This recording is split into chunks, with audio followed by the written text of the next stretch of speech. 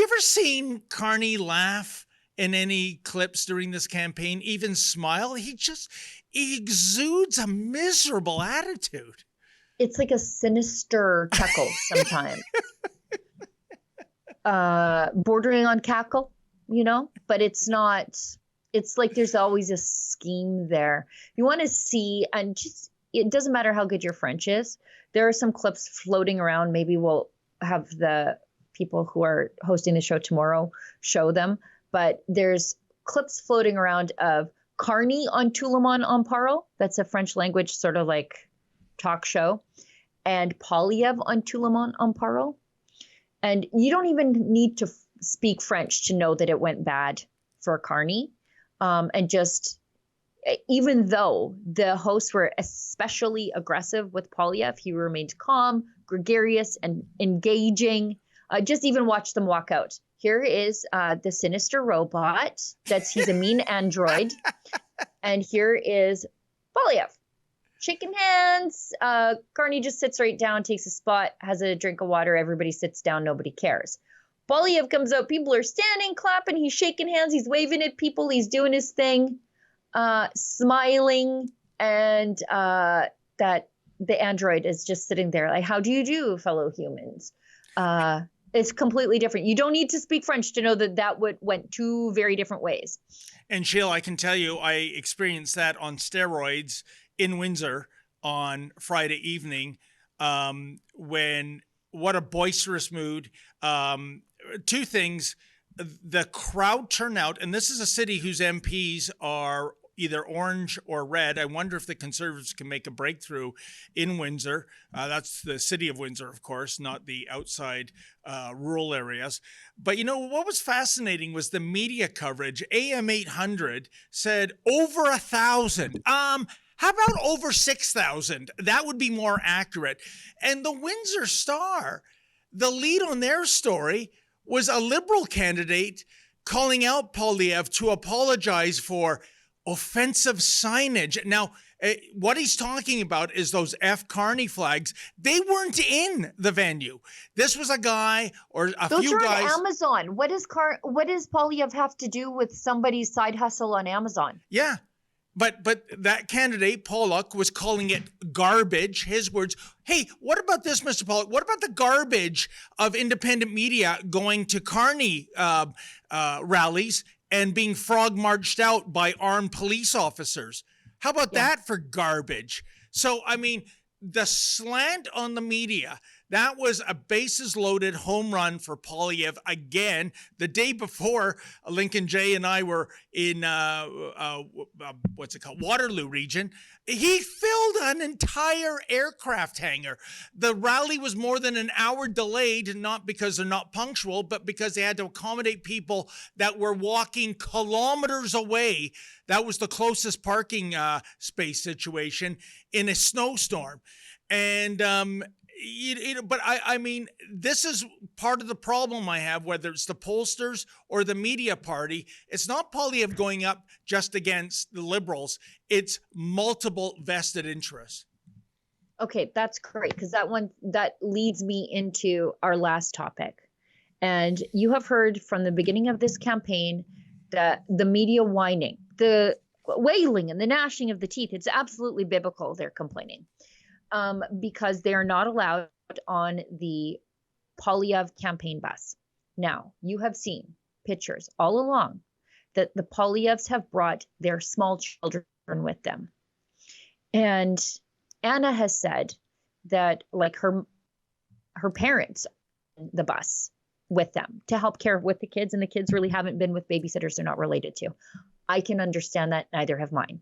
So, but there's a very specific reason that the Poilievre family wants to keep those jackals off the bus, and it is their daughter.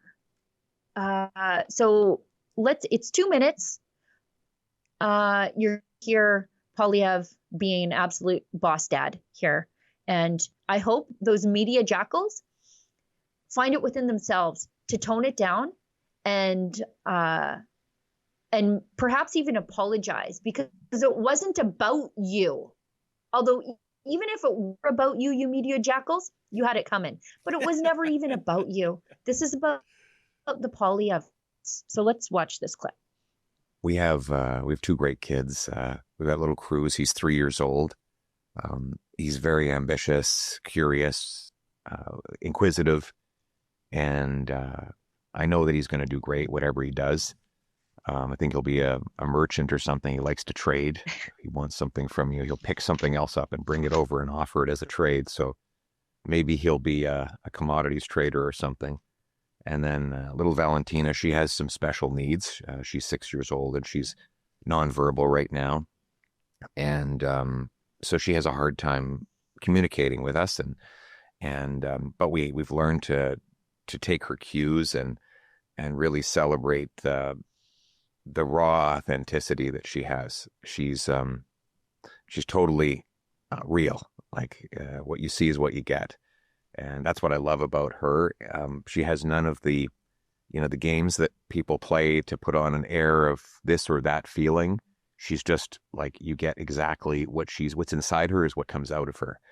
And what's special about that is when she gives you that burst of love, it's like really powerful. But I also think about like, what's her life going to be like? How is she going to pay her bills when she's older? What will her life look like when she's 60? And I probably won't be around by then. I was a late bloomer. I think I was 39 when we had her. So when she's up in her years, I won't be there. So I think about how do we build up a nest egg for her so that she can have a good life. And then I think about a lot of other families that are perhaps not as fortunate as us who have a child with a disability. How do they pay their bills? And so I think it's given me a lot more empathy to the different challenges and hardships that families have to fight through. There's a lot going on in everybody's world, and we only see what goes on in our world. That's right. Yeah, that's true. So I think having kids and experiencing some of those challenges, it helps you to empathize with other people who are out there and fighting their own battles. I know. So maybe the media should have parked their outrage and quit crying censorship. He's trying to keep a bit of normalcy around his 6-year-old daughter who has developmental challenges.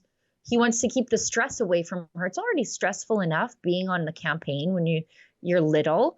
And imagine having a bunch of strangers harping at your dad on a campaign bus when you just want to have time with the two people in the world outside. Well, two people, but I should say, sounds like Valentina's got a pretty strong mom, dad, little brother, and grandparents all around her to help her along. But and I saw online people saying, well, why didn't he just leave her at home?